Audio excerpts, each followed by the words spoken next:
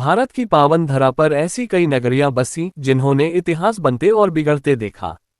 लेकिन उत्तर प्रदेश के राप्ती नदी के तट पर बसी एक नगरी ऐसी है जिसकी धूल में आज भी शांति और अध्यात्म की खुशबू रची बसी है। यह नगरी है श्रावस्ती। वह भूमि जहां कभी कौशल नरेश प्रसेनजित का शासन था। वह भूमि जहां तथागत गौतम बुद्ध ने अपने जीवन के सबसे अनमोल 24 वर्षाकाल व्यतीत किए। ये केवल पत्थरों और खंडहरों का शहर नहीं है, बल्कि यह गवाह है उस दौर का जब इंसान के भीतर का अहंकार बुद्ध की करुणा के सामने नतमस्तक हुआ था। आइए आज की इस विशेष वीडियो यात्रा में हम विस्तार से जानते हैं श्रावस्ती के वैभव, इसके धार्मिक महत्व और इसके उस इतिहास को जो आज भी हमें जीवन का सार समझाता है। इतिहास के पन्नों को पलटने से पहले हमें इसके पौराणिक महत्व को समझना होगा। प्राचीन ग्रंथों के अनुसार इस नगरी की स्थापना सूर्यवंशी राजा श्रावस्त ने की थी। उन्हीं के नाम पर इसका नाम श्रावस्ती पड़ा। मत्स्य पुराण और महाभारत में भी इस समृद्ध नगरी का उल्लेख मिलता है। तुलसीदास जी की रामायण और अन्य ग्रंथों के अनुसार भगवान श्री राम ने जब अपने साम्राज्य का विभाजन किया तो उन्होंने अपने पुत्र लव को उत्तर कौशल का राज्य सौंपा था, जिसकी राजधानी यही श्रावस्ती बनी। उस काल में इसे चंद्रिकापुरी और साहेत माहेत के नामों से भी जाना जाता था। व्यापारिक दृष्टि से यह नगरी इतनी समृद्ध थी कि यहाँ के व्यापारी विदेशों तक अपना व्यापार फैलाए हुए थे। श्रावस्ती का जिक्र आते ही सबसे पहला नाम जो जहन में आता है वह है जेतवन विहार। ये कहानी बौद्ध धर्म के सबसे बड़े त्याग और समर्पण की मिसाल है। श्रावस्ती में एक बहुत ही धनवान और दयालु व्यापारी रहता था जिसका नाम था सुदत्त।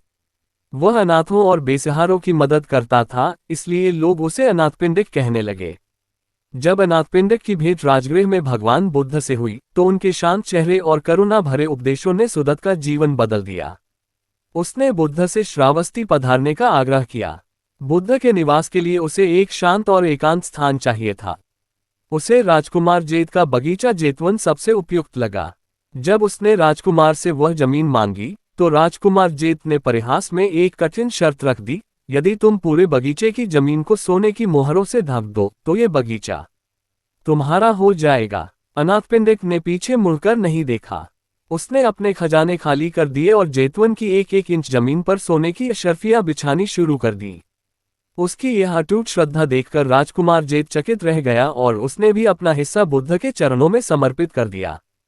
यहीं जेतवन विहार का निर्माण हुआ जहां बुद्ध ने अपने जीवन का सबसे लंबा समय बिताया। श्रावस्ती की सड़कों पर ही मानवता के इतिहास का सबसे बड़ा चमत्कार हुआ था। ये कहानी है खूंखार डाकू अंगुलिमाल की। वह इतना निर्दयी था कि लोगों को मारकर उनकी उंगलियां काटकर माला बनाकर पहनता था। पूरा श्रावस्ती उसके खौफ से कांपता था। एक दिन बुद्ध उसी जंगल की ओर निकल पड़े जहां अंगुलिमाल रहता था। अंगुलिमाल हाथ में तलवार लिए बुद्ध की ओर झपटा और चिल्लाया, रुक जाओ सन्यासी। बुद्ध शांत भाव से चलते रहे और बोले, मैं तो रुक गया, पर तुम कब रुकोगे अंगुलिमाल। बुद्ध की आंखों में डर के बजाय अपार करुणा थी। उसे एक क्षण की शांति और बुद्ध के उन शब्दों ने अंगुलिमाल के भीतर की नफरत को राख कर दिया।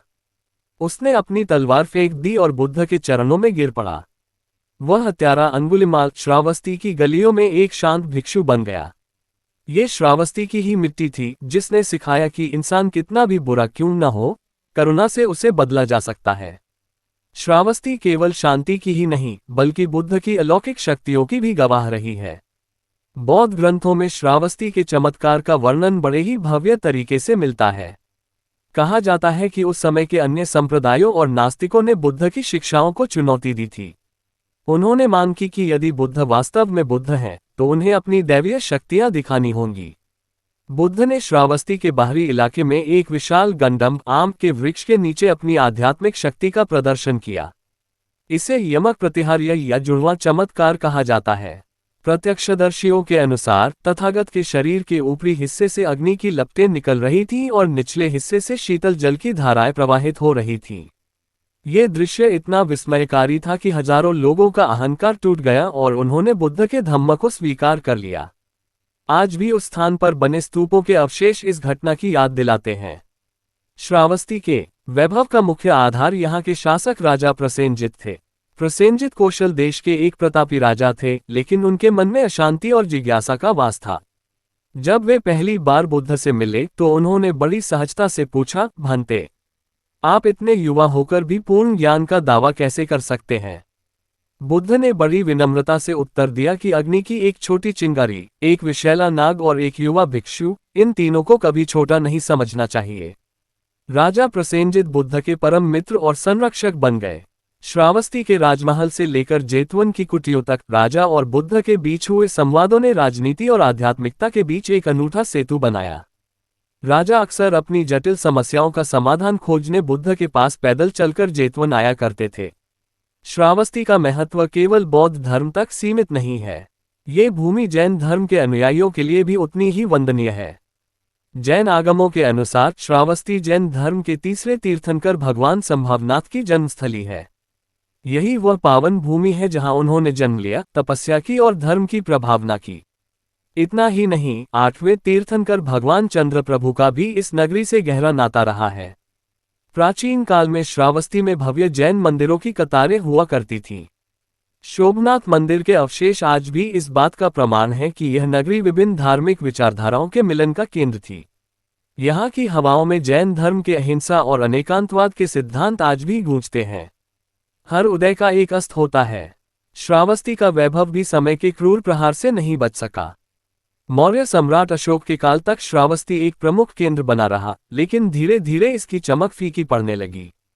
जब 5वीं शताब्दी में चीनी यात्री फाह्यान यहाँ पहुंचा, तो उसने अपनी डायरी में लिखा कि यह महान नगरी अब वीरान होने लगी है। उसके 200 साल बाद जब ह्वेनसांग यहाँ आया, तो उसने श्रावस्ती को पूरी तरह खंडहरों में तब्दील पाया। जो जेतवन कभी भिक्षुओं के मंत्रों से गूंजता था, वहां अब जंगली जानवरों का बसेरा था। काल के प्रवाह में श्रावस्ती का नाम भी लोगों के मानस पटल से ओझल हो गया और यह ऊंचे ऊंचे टीलों के नीचे दब गई।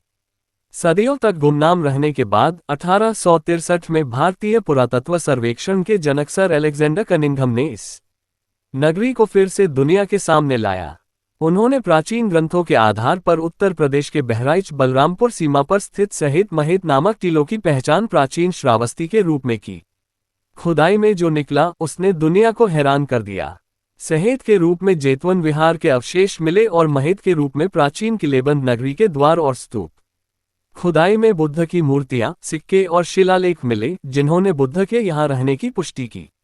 आज जेतवन में स्थित गंधकुटी बुद्ध का निजी निवास स्थान और आनंद बोधि वृक्ष दुनिया भर के बौद्ध श्रद्धालुओं के लिए सबसे पवित्र स्थानों में से एक है।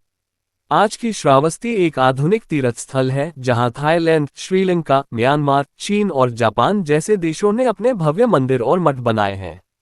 लेकिन इन आधुनिक मंदिरों के बीच जेतवन के पुराने खंडहरों में आज भी एक अजीब सी शांति महसूस होती है। श्रावस्ती हमें सिखाती है कि महल ढह सकते हैं, साम्राज्य मिट सकते हैं, लेकिन करुणा और ज्ञान के बीज कभी नष्ट नहीं होते। वह बुद्ध की वाणी, वह अंगुलिमाल का हृदय परिवर्तन और वह अनाथपिंडिक का समर्पण, ये सब आज भी श्रावस्ती की मिट्टी में जीवित है। अगर आप शांति की तलाश में हैं, तो श्रावस्ती के ये पथरीले रास्ते आज भी आपको सही दिशा दिखा सकते हैं। अगर आपको यह वीडियो अच्छा लगा हो तो लाइक और सब्सक्राइब करें और अपने दोस्तों को शेयर करते हुए एक अच्छा सा कमेंट भी अवश्य करें। धन्यवाद।